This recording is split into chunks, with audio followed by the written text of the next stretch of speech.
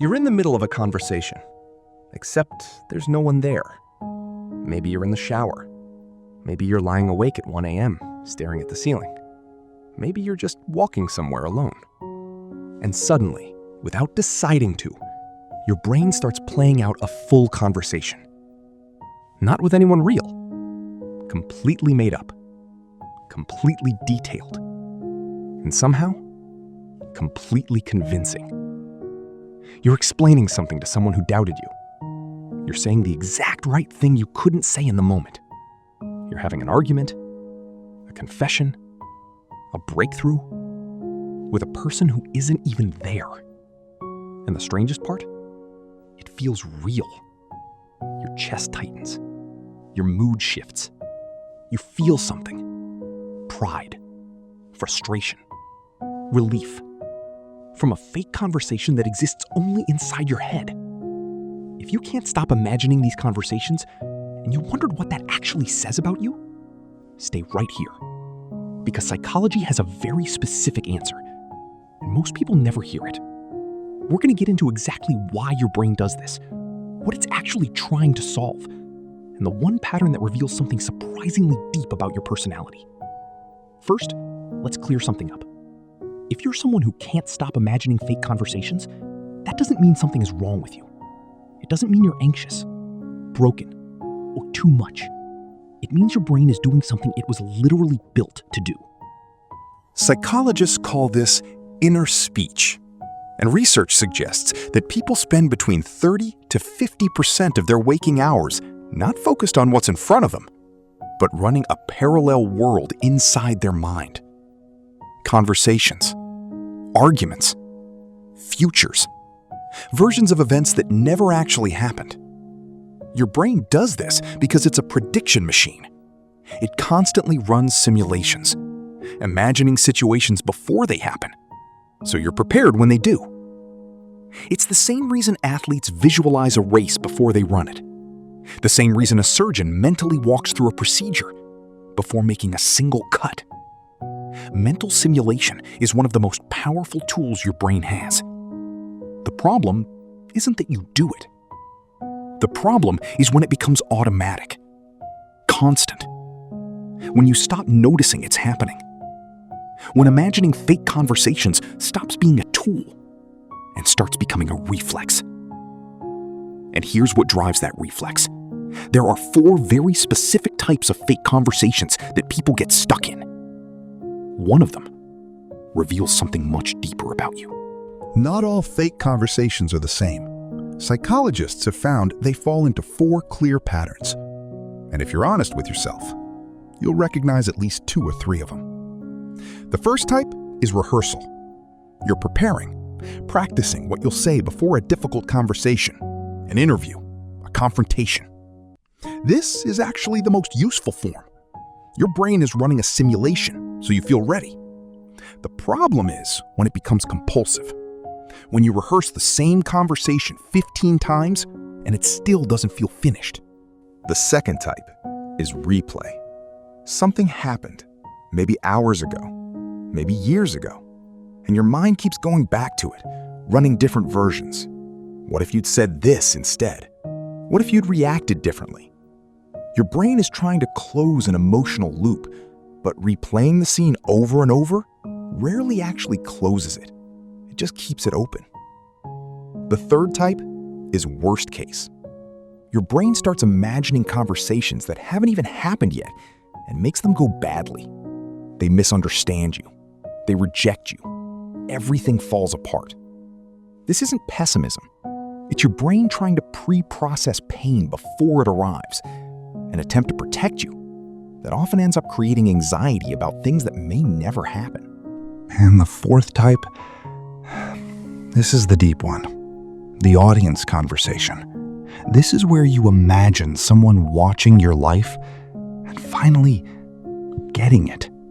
You're not just talking, you're being understood.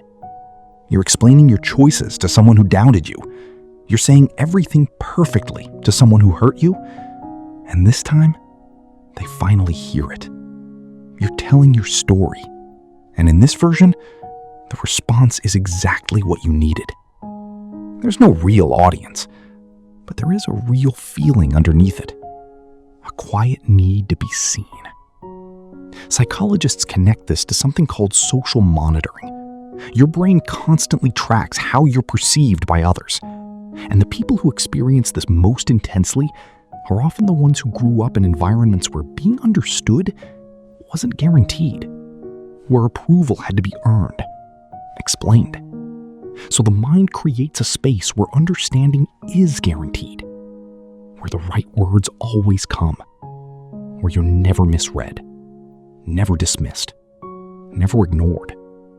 And that feeling of finally being heard, even in your own imagination, becomes something your brain starts to seek out, which is exactly how this stops being occasional and starts becoming something you can't turn off. Here's where it gets uncomfortable. Your brain doesn't fully distinguish between imagining something and actually experiencing it. If the conversation feels real enough, your body responds like it is real.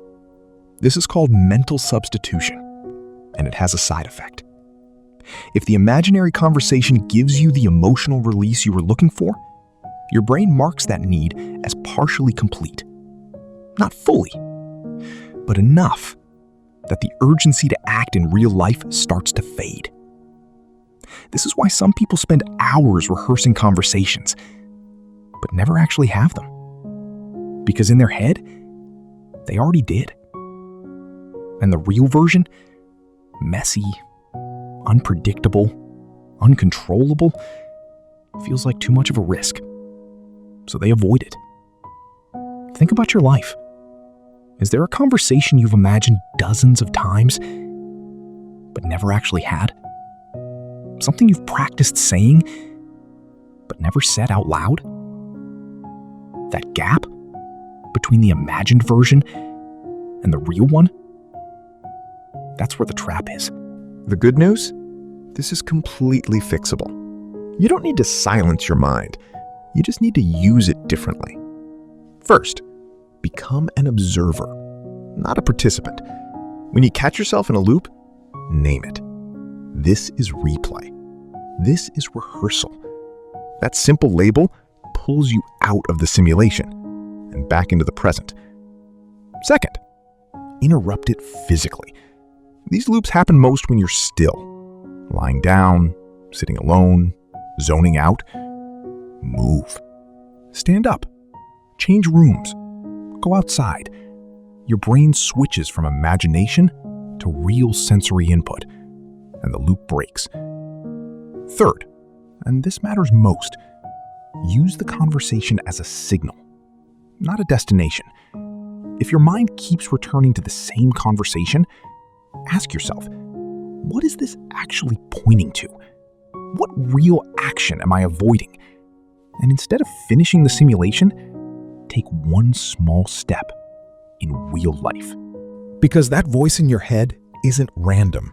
It's pointing at something that matters to you. The only thing it can't do is act for you.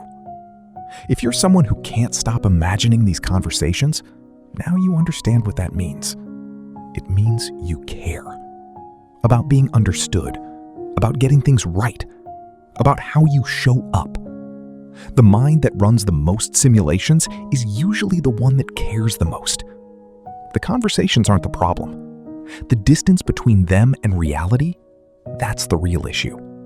Because the version of you inside those conversations, clear, confident, understood, is not fake. It's just waiting for a real moment.